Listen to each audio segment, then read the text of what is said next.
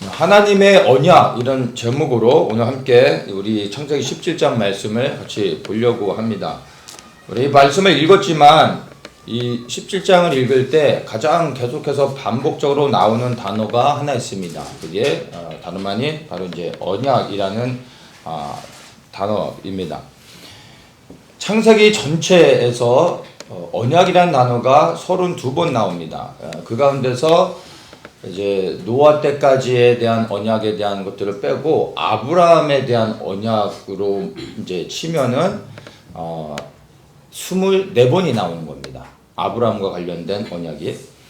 근데 이 24번의 아브라함의 그 언약이 창세기에 기록되어져 있는데 그 중에 창세기 17장에만 17번에 걸쳐서 언약이라는 단어를 계속해서 반복적으로 사용하고 있습니다. 그래서 창세기 17장을 이제 언약장이라고도 말할 수 있고, 우리 창세기 17장에서 그 하나님께서 언약을 굉장히 강조하고 계시다는 것을 우리가 알 수 있습니다. 그래서 이 하나님과 아브라함 사이에 맺은 그 언약이 무엇인지, 그리고 하나님께서 이 언약을 어떻게 이루어 가시는지를 우리가 깨달아 할 때 우리가 하나님의 뜻을 알고 그 발견하면서 또 하나님의 뜻 안에 우리를 순종하는 삶으로 이제 맞출 수가 있게 됩니다. 그래서 오늘 창세기 17장을 통해 하나님의 아브라함과 한 그 언약의 내용이 무엇인지, 그리고 우리에게 어떻게 적용되어지는지를 한번 우리가 살펴보면 좋겠습니다.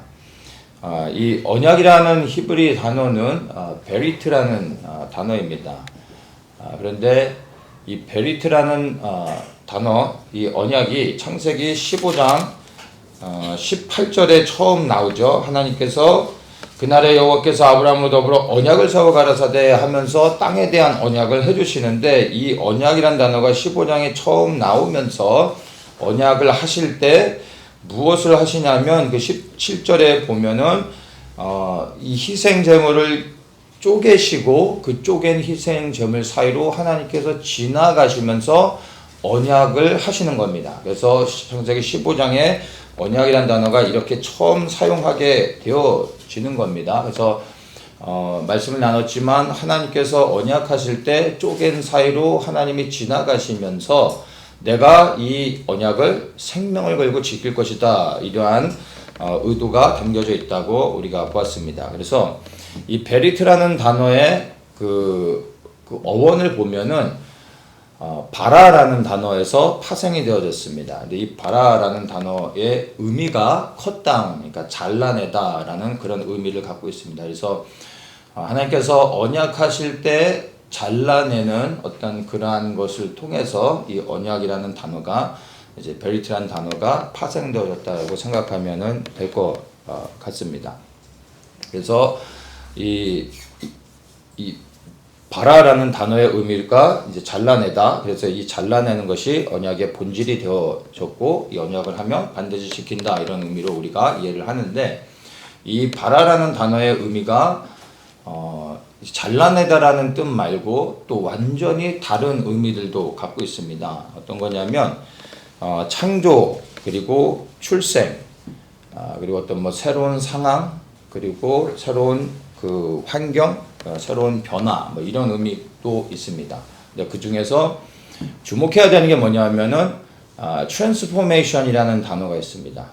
이거를 한국말로 번역하면 뭐 그 변환, 변혁, 뭐 이렇게 번역할 수 있는데, 이 한국의 말의 번역으로는 이게 좀 적절하게 표현이 좀 안 되는 것 같아요. 우리 change라는 단어를 알죠? 그래서 change는 우리가 바꾸다, 변하다, 이런 의미를 갖고 있는데, 흰 옷을 입은 사람이 검은 옷으로 갈아입으면 그거는 change라고 말하는 겁니다. 그런데 이 change는 겉에 사람의 모습만 바뀌는 거지, 그 옷을 입고 있는 그 사람은 바뀌는 게 아닙니다. 그렇죠? 이런 걸 가지고 change라고 하는 겁니다.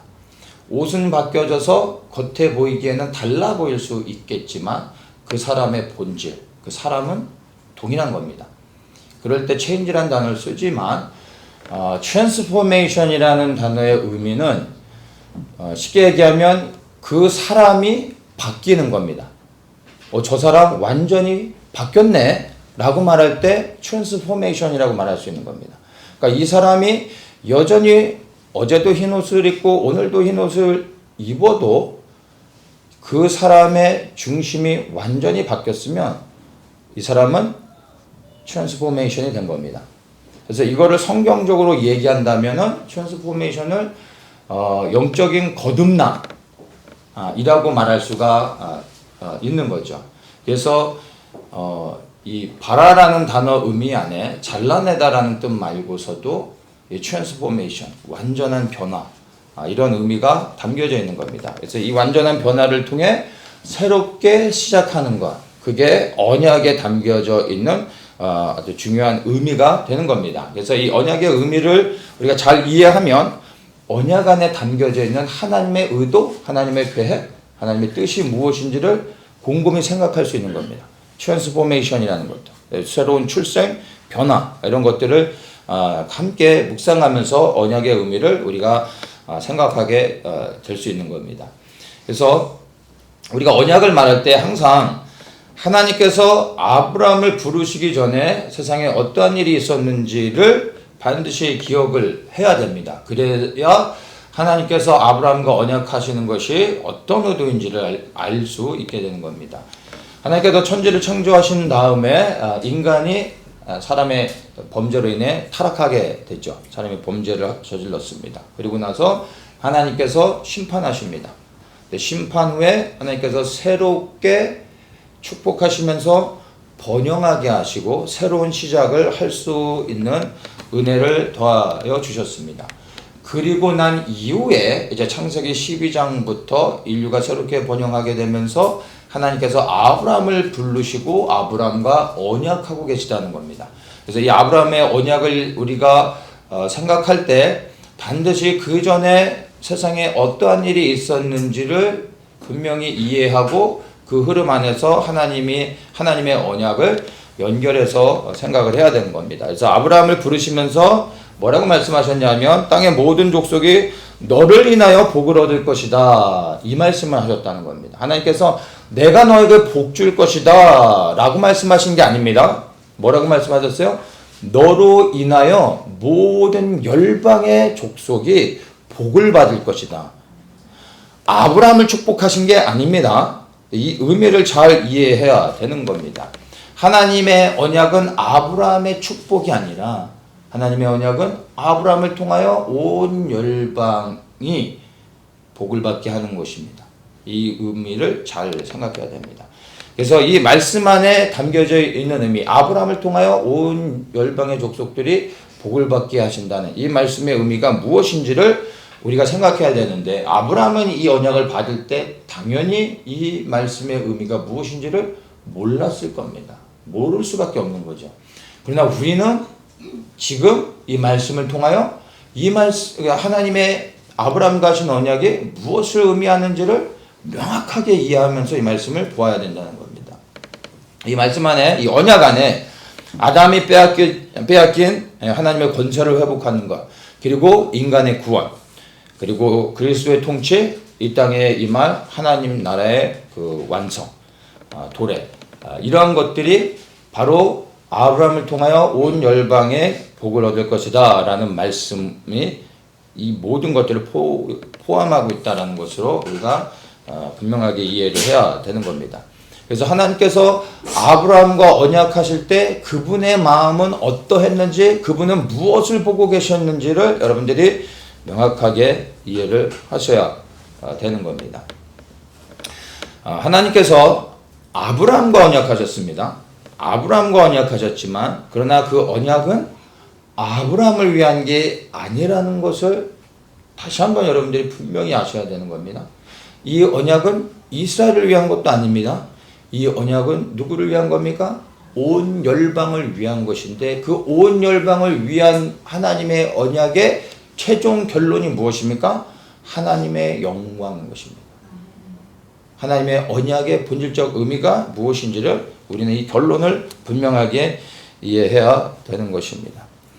그래서 우리는 항상 하나님이 아브라함과 맺은 언약을 생각할 때, 그리고 이것을 말할 때, 여러분, 아브라함을 위한 것도 아니요, 이스라엘 위한 것도 아니요, 온 열방을 위한 것인데 그 열방을 위한 것이 곧 하나님의 영광, 그분의 더럽혀진 이름을 회복하기 위하여 이 땅 가운데 그분의 거룩한 나라를 세우고 하나님의 영광을 되찾기 위한 하나님의 뜻이라는 것을 아브라함과 맺은 언약을 통하여 분명하게 우리가 이해해야 되는 것입니다.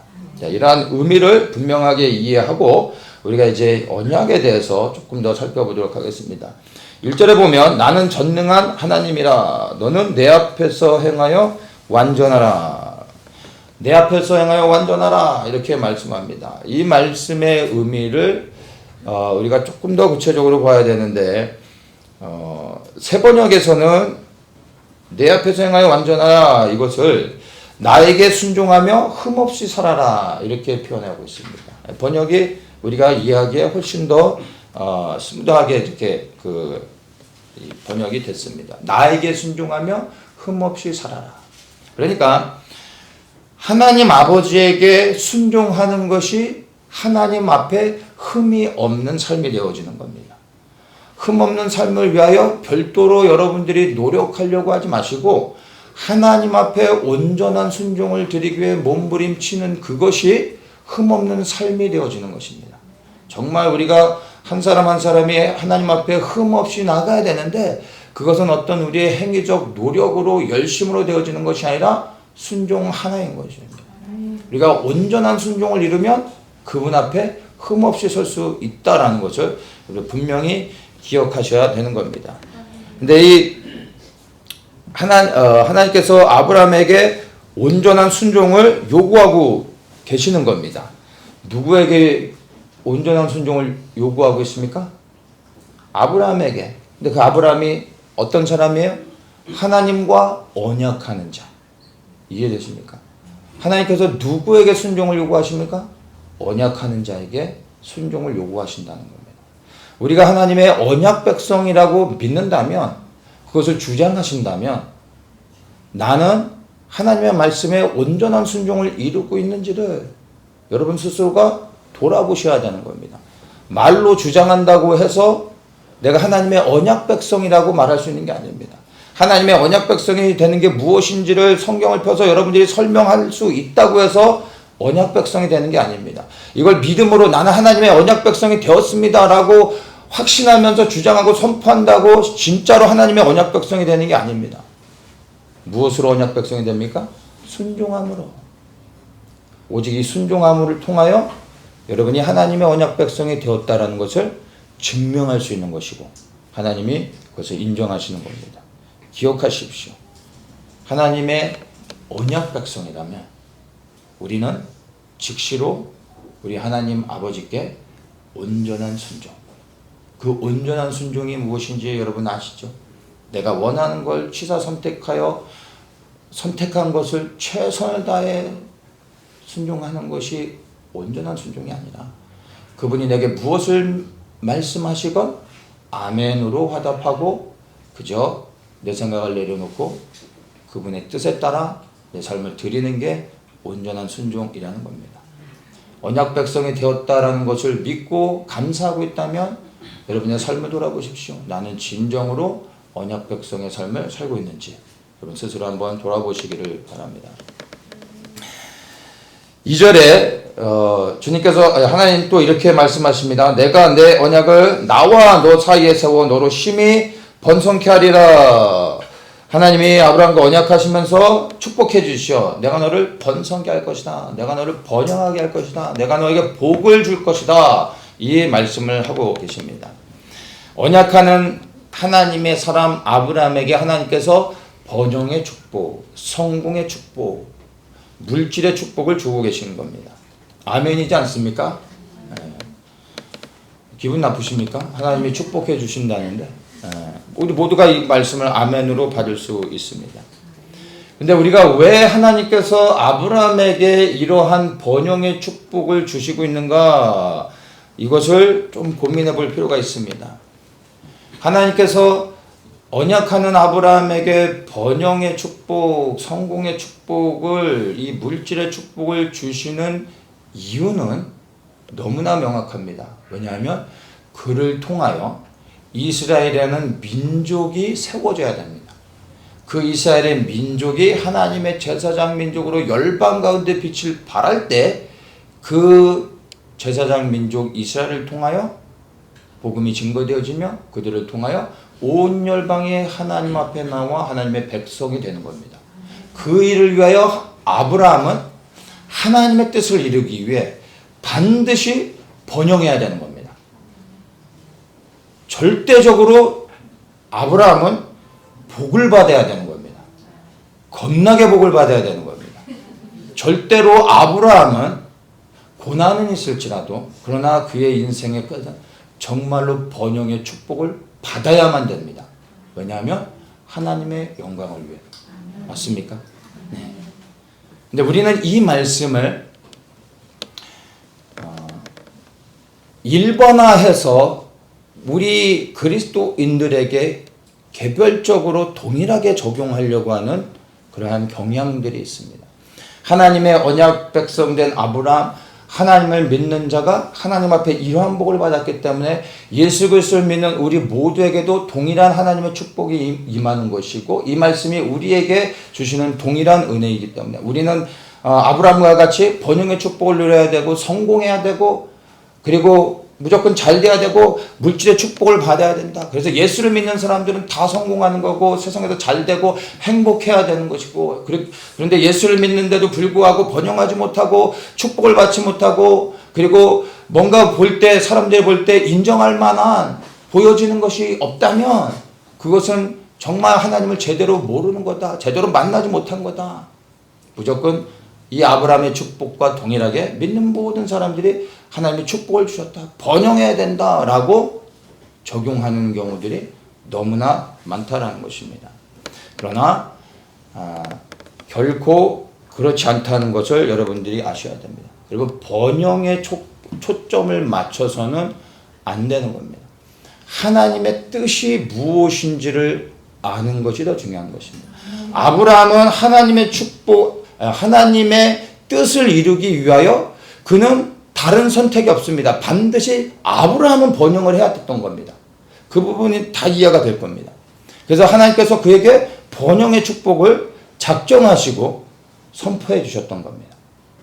그런데 하나님을 믿는 하나님의 언약 백성들이 모두가 다 번영의 축복을 누려야 되는 건 아닙니다. 중요한 건 번영이 아니라 하나님의 뜻이 이루어지는 겁니다. 하나님의 뜻이 이루어지기 위해 아브라함이 번영의 축복을 누렸지만 그러나 하나님의 뜻을 위하여 어떤 사람은 번영이 아니라 고난과 핍박을 받을 수도 있습니다. 무엇을 위해? 하나님의 뜻을 위해, 하나님의 영광을 위해, 하나님의 뜻이 이루어지는 일들을 위해 누군가는 번영해야 됩니다. 누군가는 고난과 핍박을 받다가 누군가는 순교하며 비참하게 죽어야 되는 사람도 있는 것입니다.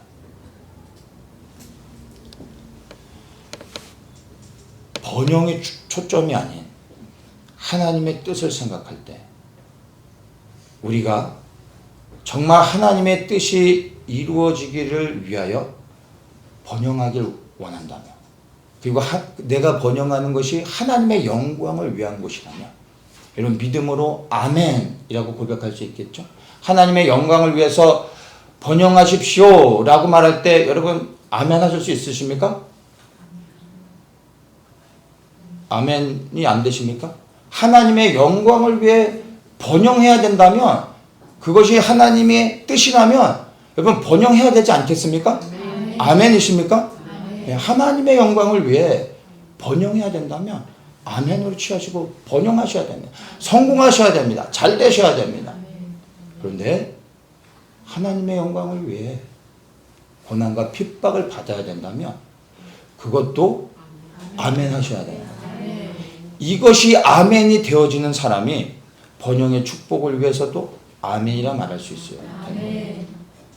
번영의 축복은 아멘이 되는데 하나님의 영광을 위해 고난받는 자리에 가는 것은 노멘이 되어진다면 번영의 축복을 받을 자격이 없는 것입니다. 중요한 건 내가 잘 되냐 못 되냐 이게 아니라 그리하여 주님의 뜻이 이루어지냐 이것입니다. 아브라함은 하나님의 영광을 위해 번영의 축복을 누려야 됐지만 예수님의 제자들은 하나님의 뜻을 위하여 고난과 핍박받는 자리로 가고 결국엔 비참하게 죽음을 맞이했지만 그들은 단 한 명도 그 죽음 앞에서 후회하지 않았습니다. 왜냐하면 그들이 받는 고난과 핍박이 주님의 영광을 드러내는 것을 알았기에 기쁨으로 그 모든 것들을 감당할 수 있었던 겁니다. 여러분, 하나님의 뜻이 이루어지기 위해서 우리에게 하나님이 요구하시는 게 무엇인지 알 수 없지만 그것이 번영이 됐든 그것이 고난과 핍박이 됐든 하나님의 영광을 위해서라면 우리가 믿음으로 무엇이든 아멘이라고 고백할 수 있기를 축복합니다. 아멘. 이러한 자들에게 하나님이 축복해 주셔도 그리고 고난과 핍박이 와도 우리의 믿음이 흔들림 없이 하나님의 영광을 드러낼 수 있을 거라 믿습니다. 아멘. 하나님의 뜻을 이용해서 여러분 나의 번영과 축복과 성공을 구해서는 안 되는 겁니다. 하나님은 다 아시는 겁니다. 오직 하나님의 영광을 위해 나를 드릴 수 있어야 된다는 것을 반드시 여러분 기억하십시오. 4절에 보면 이제 내가 너와 내 언약을 세우니 너는 열국의 아비가 될지라 이제후로는 내 이름을 아브라함이라 하지 아니하고 아브라함이라 하리니 이는 내가 너로 열국의 아비가 되게 하매니라.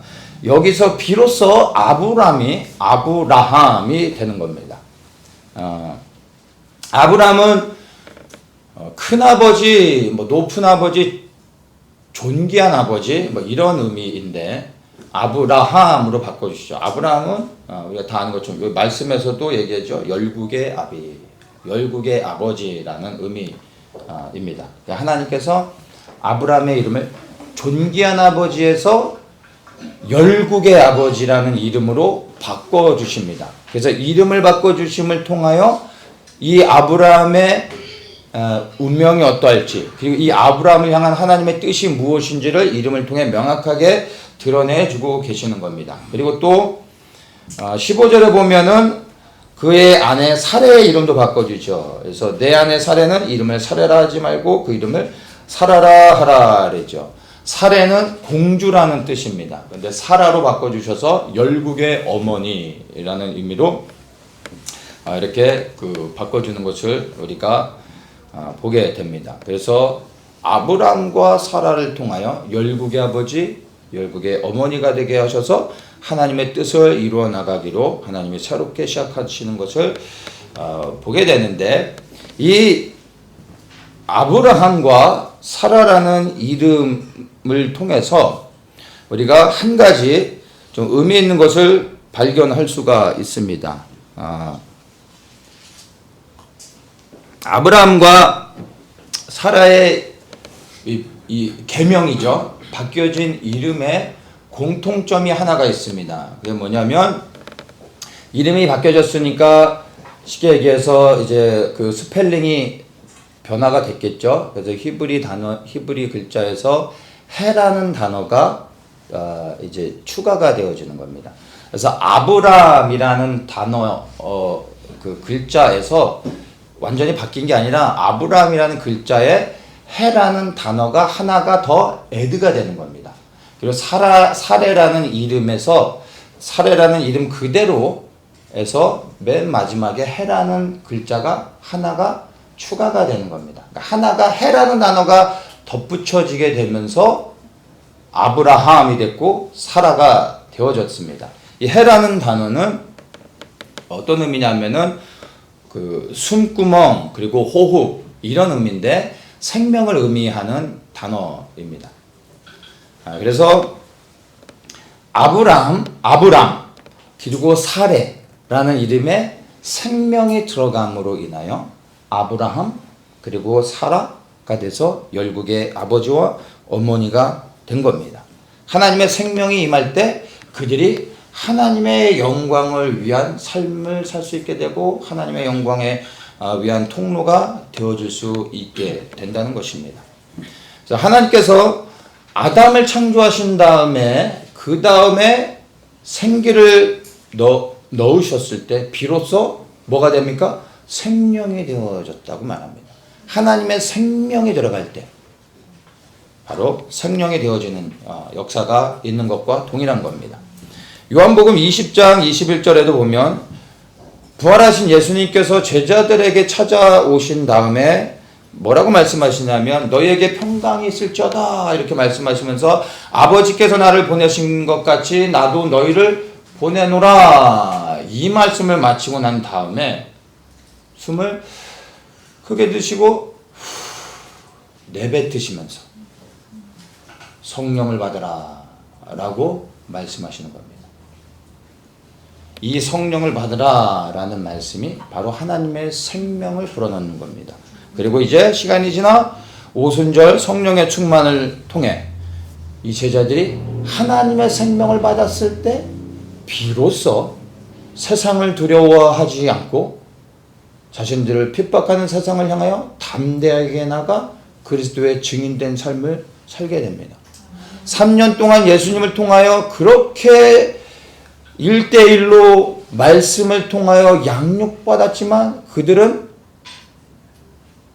예수 그리스도를 위하여 살 수 있는 능력이 전혀 없었습니다. 하나님의 생명, 성령이 그들 안에 임할 때 그들이 비로소 세상 앞에 나아가 예수가 그리스도됨을 담대히 전할 수 있었습니다. 생명의 역사가 임할 때 그렇게 할 수 있었던 것입니다. 출애굽기 3장 14절에도 하나님께서 모세에게 하나님의 이름을 계시해 주시죠.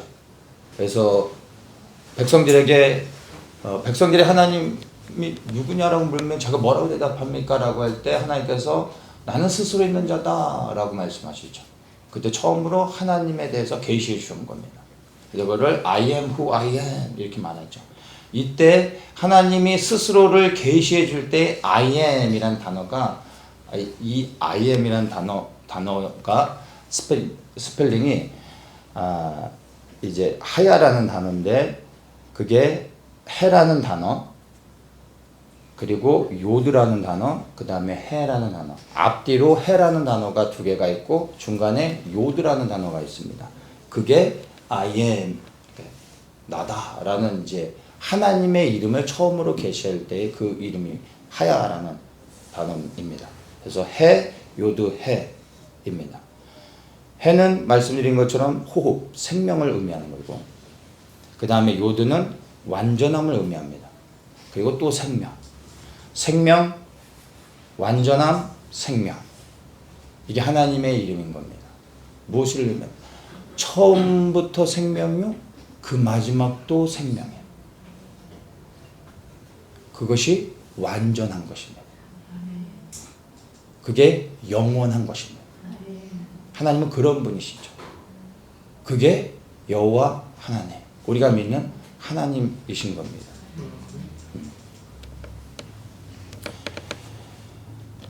이러한 의미로 이렇게 볼 때 생명, 영원한 생명이 되신 하나님이 성령의 역사를 통하여 우리 안에 들어올 때 우리에게 완전한 변화가 이루어지며 하나님의 뜻을 위해 살아갈 수 있게 되어지는 것을 볼 수 있습니다. 반드시 하나님의 생명이 임해야 변화가 일어납니다. 그리고 이 땅에서 하나님의 뜻에 따라 살아갈 수 있게 되는 것입니다.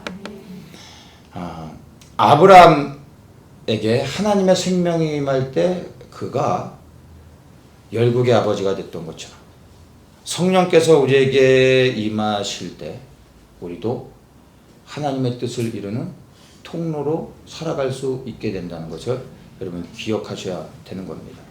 우리의 이름 안에 해라는 단어가 들어와야 되는 겁니다. 영적으로 그 생명의 역사가 우리 한 사람 한 사람에게 붙여질 때 비로소 우리의 인생이 바뀌어지고 하나님의 영광을 위해 살아갈 수 있게 되는 것입니다. 그게 바로 무엇입니까? 성령의 충만함을 받는 것입니다. 이 성령의 충만을 받는 건 이론이 아니라 예수 그리스도를 믿는 모든 사람들이 반드시 이 성령의 충만함을 받아야 하는 것입니다.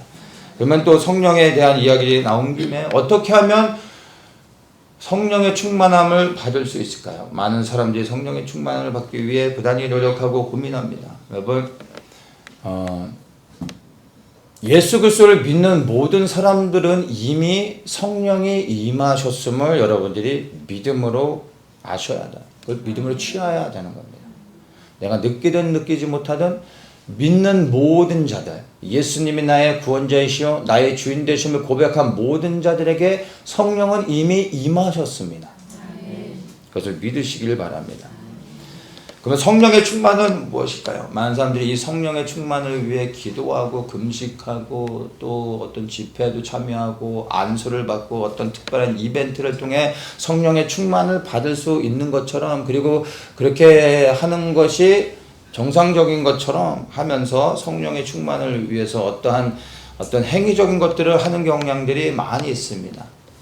근데 성령의 충만이라는 것은요, 어떤 외부에서 은사나 능력으로 위에서부터 바깥에서 안으로 임하는 그러한 현상적인 것이 아닙니다. 이 성령의 충만은 매일의 삶 속에서 내 자아를 죽이고 주님께 순종하는 만큼 성령께서 내 안에서, 이미 내 안에 임하신 그 성령께서 내 안에서 역사하시면서 인격적으로 나를 다스려 나가시는 하나님의 일하심입니다.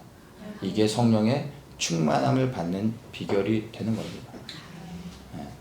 여러분이 정말로 성령님의 충만함을 받고 싶다면, 모든 자에게 성령이 임하셨지만 성령의 충만함을 통하여 그분이 나를 완전히 장악하여 통치하실 수 있도록 해야 되는 겁니다. 내 안에 계시지만 그러나 나를 완전히 장악하지 못하고 계시다면 내가 원하는 대로 하게 되는 겁니다. 그래서 그분이 내 안에서 완전히 충만함 안에서 나를 통치하실 수 있도록 해야 되는데, 그것은 바로 주님께 순종하는 삶이 하루하루 쌓여져 갈 때 성령의 충만함이 그렇게 조금씩 내 안에서 나를 채우며 나를 통치하게 되는 겁니다. 정말 성령의 충만함을 사모한다면 일시적으로 되어질 수 있는 것은 아닙니다. 그러나 주님과의 인격적 교제와 그리고 내 삶을 드리는 순종을 통해 그렇게 충만함을 받아가야 된다는 것이 여러분 기억하시고, 그 성령의 충만함을 통하여 충만함을 위하여 매일의 삶 속에 여러분의 삶을 들여 순종하시기를 축복합니다. 7절을 보겠습니다. 7절에 이제 내가 내 언약은 나와 너와 내 대대 후손의 사이에 세워서 영원한 언약을 삼고 너와 내 후손의 하나님이 되리라. 이제 영원한 언약을 삼겠다라고 말씀하고 있습니다. 영원한 언약, 너와 내 후손의 하나님이 되었 거다. 여러분, 너와 내 후손의 하나님, 아브라함에게 말씀하시는 거죠. 누구의 하나님이라는 얘기입니까? 이스라엘의 하나님이 되시겠다고 일차적으로 말씀하고 계시는 겁니다.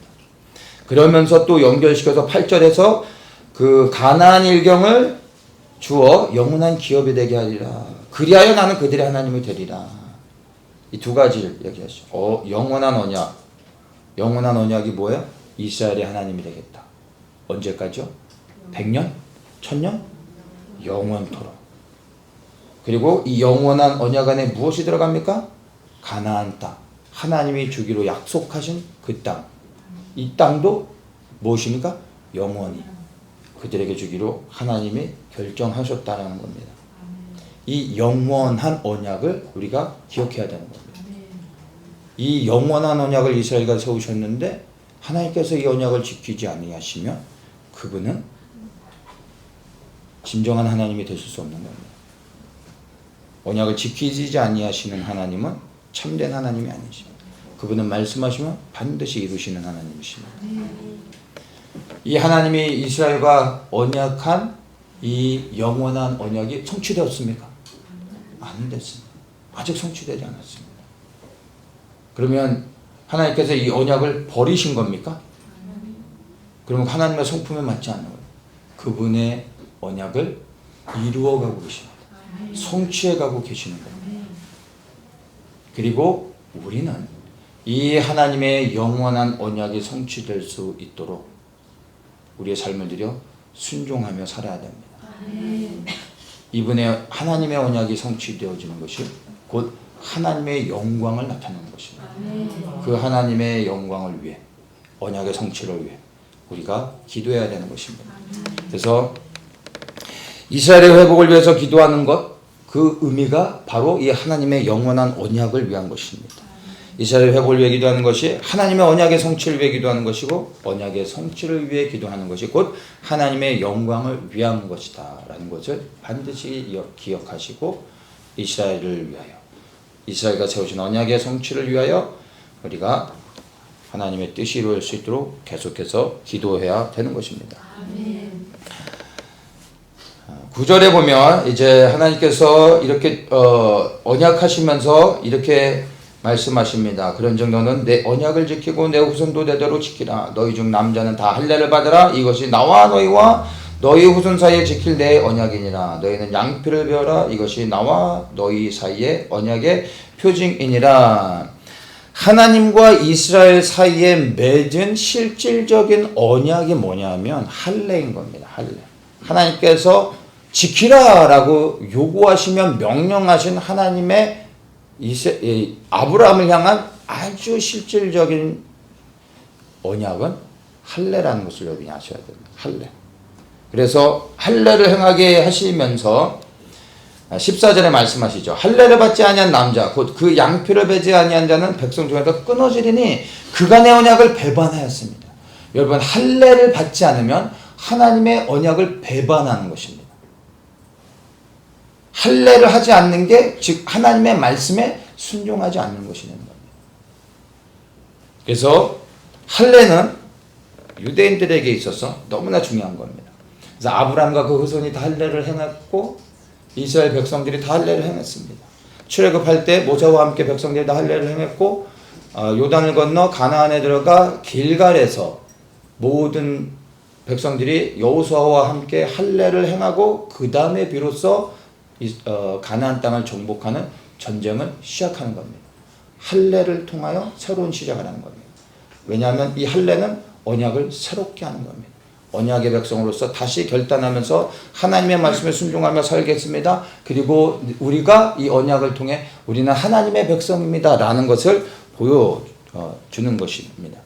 그래서 이 할례가 갖는 의미를 다시 한번 우리가 생각해야 되는데, 이 말씀을 통해서 보면 할례는 유대인들에게 있어서, 이스라엘 백성들에게 있어서 하나님의 언약 백성이라는 것을 몸에 새기는 아주 중요한 징표였던 것입니다. 그래서 이 고백이 이 할례 안에 무엇이 포함되어 있냐면, 하나님은 우리의 하나님이시고 우리는 하나님의 백성입니다 라는 고백이 담겨져 있는 것이 바로 할례에 대한 의미고, 이것이 할례는 바로 하나님을 향한 이들의 신앙 고백이 되는 것입니다. 그래서 할례를 행하지 않은 모든 자들은 이스라엘 백성에게서 버려지는 그러한 이제 처벌이 있었던 겁니다.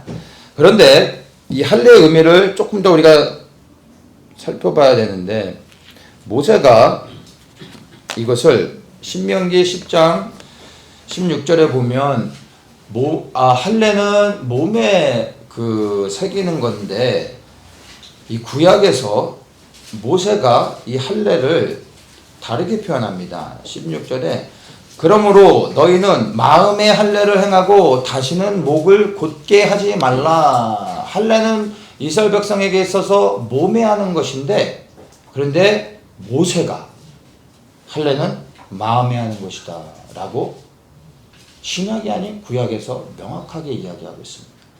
그러니까 몸에 하는 할례를 하지 마라라는 의미가 아니라 할례의 본질이 무엇인지를 말해주고 있는 겁니다.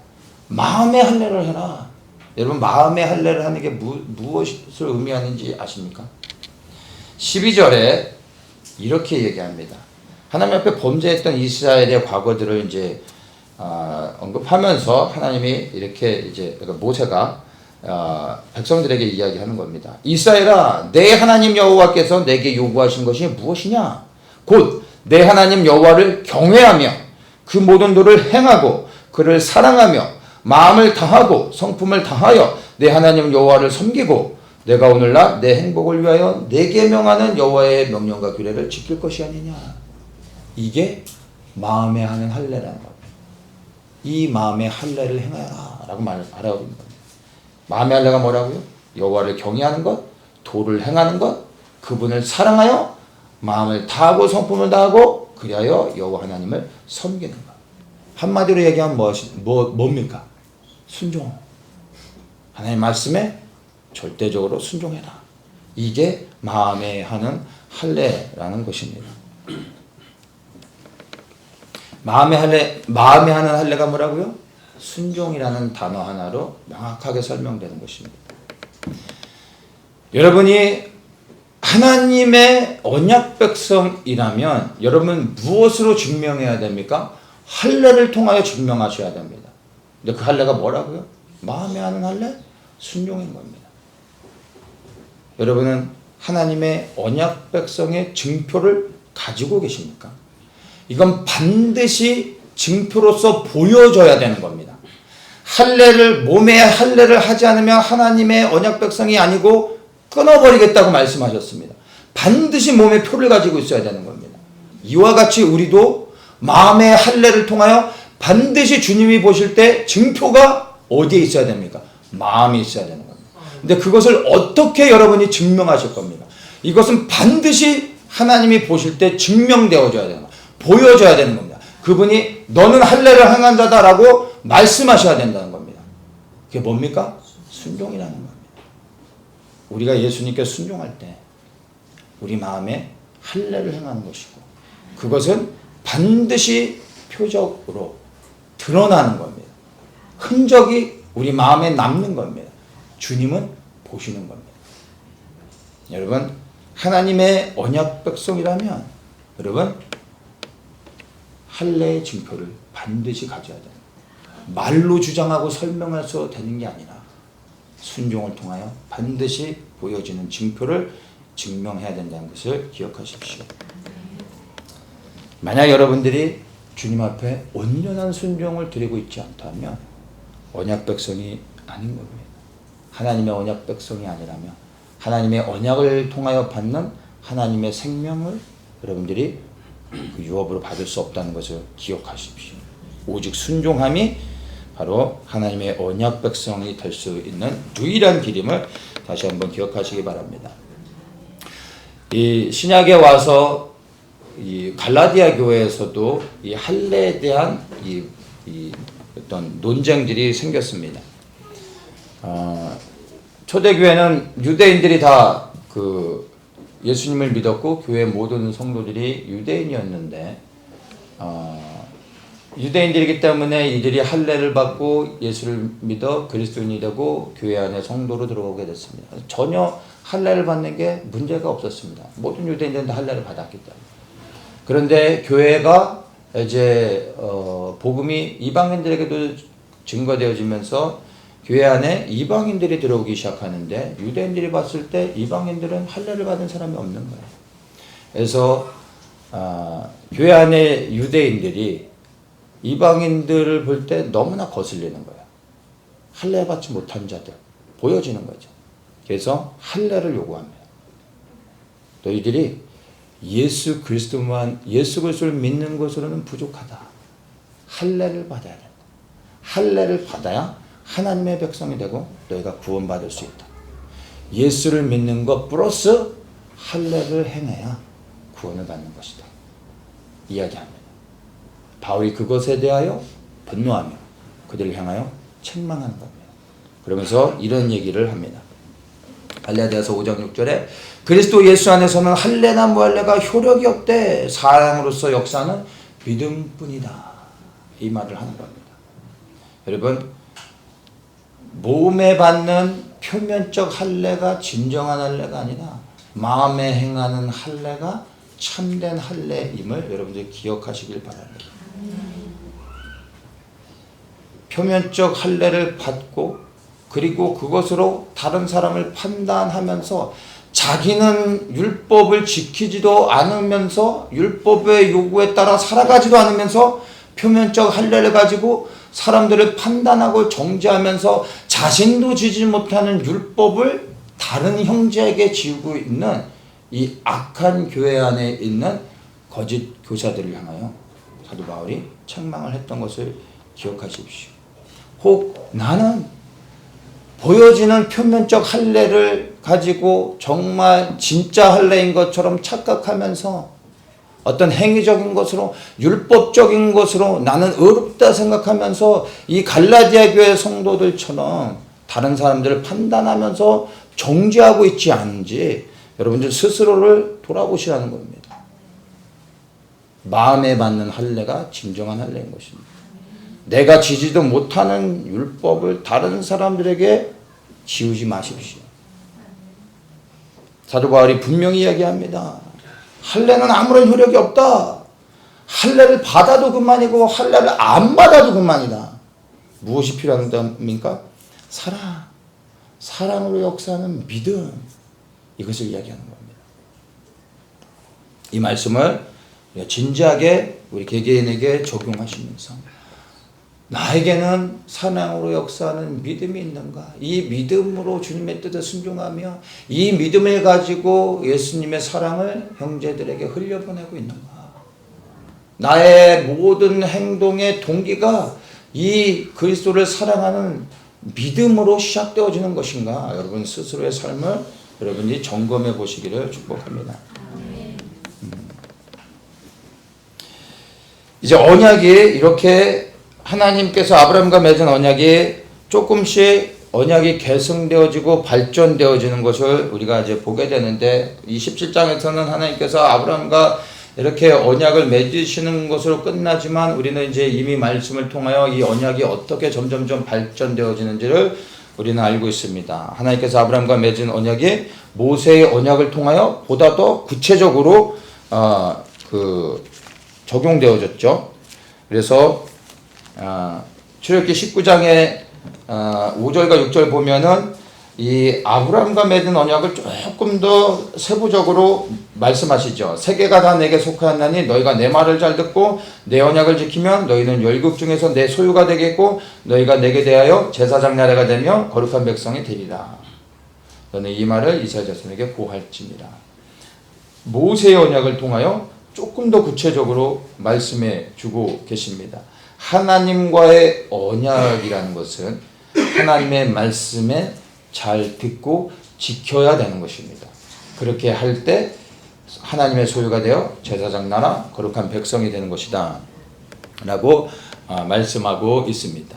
이것이 하나님과 언약한 백성에게 주시는 하나님의 계명이 되는 겁니다. 그래서 이제 출애굽기 20장에 구체적으로 이제 계명을 주시는 겁니다. 언약한 백성들에게 하나님이 요구하시는 명령, 이게 우리에게 반드시 요구되는 겁니다.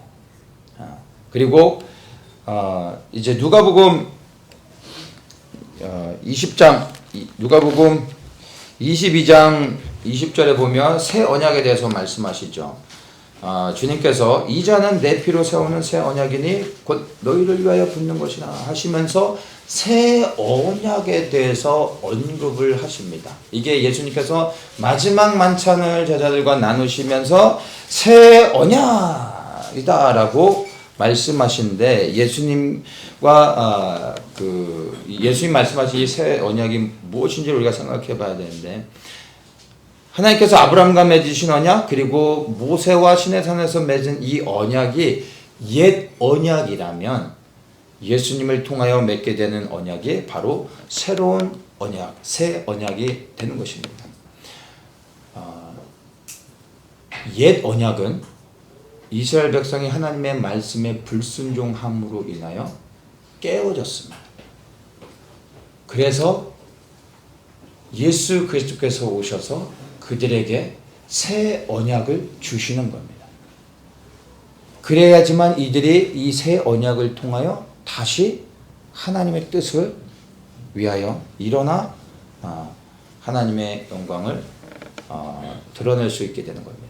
그래서 첫째는 예수님께서 바로 하나님의 언약 백성 이스라엘의 유대인으로 오신 이유는 하나님과 언약한 민족이기 때문에 이들을 먼저 새 언약 안에서 일으켜야 이들을 통하여 또다시 열방의 모든 민족들이 이 언약의 축복을 받아서 아브라함의 언약이 비로소 성취될 수 있기 때문에 하나님께서 주님께서 이 새 언약을 통해 하나님의 백성들, 제자들부터 먼저 이 새 언약의 축복 안에 들어오게 하시는 것입니다. 그런데 이 언약은 곧 말씀을 의미하는 겁니다. 언약이 말씀입니다. 근데 말씀이 육신이 되어서 오신 분이 바로 예수 그리스도이죠. 그래서 언약이 곧 예수 그리스도인 것입니다. 그래서 새 언약이 예수님이시고 예수님께 순종하는 것이 곧 새 언약을 지키는 것이 되는 것입니다. 그래서 옛 언약은 필요 없느냐, 버려버리는 것이냐가 아니라 주님께서 새 언약을 통하여 과거의 옛 언약을 완전히 성취하시는 것입니다. 옛 언약과 새 언약이 다른 것이 아닙니다. 충돌되는 것이 아닙니다. 예수 그리스도께 온전한 순종을 이루는 것이 곧 옛 언약의 모든 것의 성취를 이루는 것입니다. 그래서 우리가 무엇에 새 언약에 들어가기 위해 그리스도를 통하여 새 언약의 축복에 들어가 하나님의 백성이 되기 위해서 무엇이 필요합니까? 예수 그리스도께 순종하는 겁니다. 우리가 하나님께 직접 순종할 수 없습니다. 우리는 하나님과의 관계가 깨어졌기 때문에 하나님 앞에 나아갈 수 없습니다. 새 언약의 중보 대신 예수 그리스도를 통하여 하나님 앞에 나아갈 수 있는데 예수 그리스도께 오직 순종하는 것이 바로 하나님과의 깨어진 관계를 회복하여 하나님 앞에서 생명을 얻게 되는 겁니다. 오직 예수 그리스도를 통하여 새 언약의 축복에 들어가게 된다는 것을 여러분 기억하십시오. 그래서 새 언약이신 예수님을 통해 깨어진 하나님과의 관계가 회복되고 하나님의 백성이 되어 영생을 얻게 되는 것입니다. 그리고 이 새 언약 안에 들어가 순종하며 살아갈 때 주님의 뜻이 이루어지며 하나님의 언약이 완전히 성취되어져 아브라함과 맺은 이 영원한 언약이 결국에 이루어지는 것을 보게 되는 겁니다. 그런데 이 언약의 성취를 누가 주장하시는 겁니까? 예수 그리스도께서 행하신다는 겁니다. 우리는 순종함으로 그 일에 함께 동참하는 것임을 기억하십시오. 이 언약에 대한 부분을 정리를 하겠습니다. 하나님께서 아브라함과 맺으신 언약은 여러분 이스라엘을 위한 것이 아니라 바로 온 열방을 위한 것임을 기억하십시오. 그래서 아브라함이 맺은 언약 가지고 여러분 배합할 이유가 전혀 없는 것입니다. 그를 통하여 열방을 구원하신 하나님의 뜻을 알아야 되는 겁니다. 또한 하나님의 언약은 영원한 것이라 말씀하셨습니다. 반드시 이루시는 것입니다. 반드시 이루실 수 있도록 우리가 주님의 뜻 안에 협력하여 수고하며 섬겨야 되는 것입니다. 우리도 그리스도를 통하여 하나님의 언약 백성이 되어졌음을 우리는 믿음으로 청합니다. 이 언약의 성취를 위해 이제 우리는 오직 주님께 순종함으로 나아가야 되는 것입니다. 또한 하나님의 이 언약은 조건적이라는 것을 기억해야 됩니다. 출애굽기 19장에서 새롭게 언약을 하시면서 뭐라고 말씀하시냐면은 너희가 내 말을 잘 듣고 내 언약을 지키면 내 말을 잘 듣고 내 언약을 지키면 내 소유가 된다. 제사장 나라가 된다. 거룩한 백성이 된다. 지키면 조건이라는 걸 아셔야 된다. 언약 백성이 되었으니까 너희들이 무엇을 하던 내 소유가 될 것이다. 이게 아니라 내 언약을 지키면 내 말을 잘 들으면 이 말씀을 반드시 기억하십시오. 여러분 하나님의 언약은 영원한 언약이며 반드시 이루시는데 조건적이라는 것을 기억하십시오. 이 조건에 우리가 믿음으로 반응하며 순종할 때 이 언약이 우리에게 축복이 되는 것입니다. 내 말을 잘 듣고 내 언약을 지키라는 이 조건적인 하나님의 명령에 우리는 순종으로 반응해야 되는 것입니다.